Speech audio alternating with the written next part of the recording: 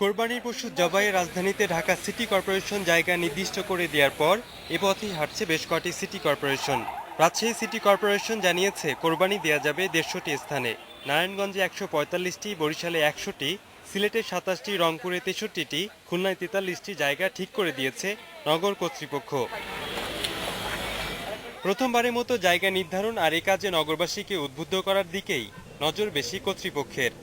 আরও যদি প্রয়োজন হয় পয়েন্ট করা, সেই পয়েন্টগুলোতে সম্মানিত ওয়ার্ডবাসী, নগরবাসীরা ওখানে আসবেন, কুরবানি করবেন। এতে করে হবে কি, পরিবেশ দূষণ থেকে মানুষ রক্ষা পাবে।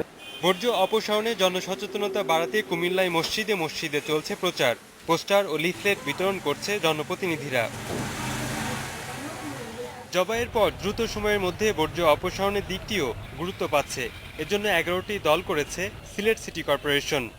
আমরা ঈদের ৩ দিন পূর্ব থেকেই এই পরিচ্ছন্ন কার্যক্রমটা আমরা শুরু করছি এবং ঈদের পরে আরও ৩ দিন আমাদের এই পরিচ্ছন্নতা কার্যক্রমটাই চলতে থাকবে।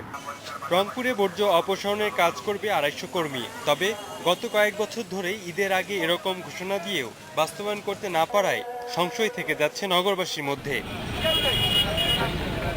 দ্রুত নগর পরিচ্ছন্ন করতে ৬,০০০ পলিব্যাগ, ১২টি ট্রাক ও ১০ টন ব্লিচিং পাউডার নিয়ে প্রস্তুত আছে বরিশাল সিটি কর্পোরেশন।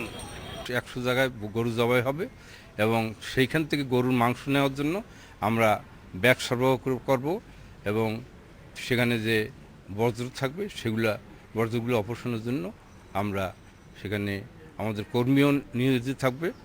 খুলনা, গাজীপুর এবং নারায়ণগঞ্জ সিটি কর্পোরেশনও বর্জ্য অপসারণের সর্বোচ্চ চেষ্টার অঙ্গীকার করেছে।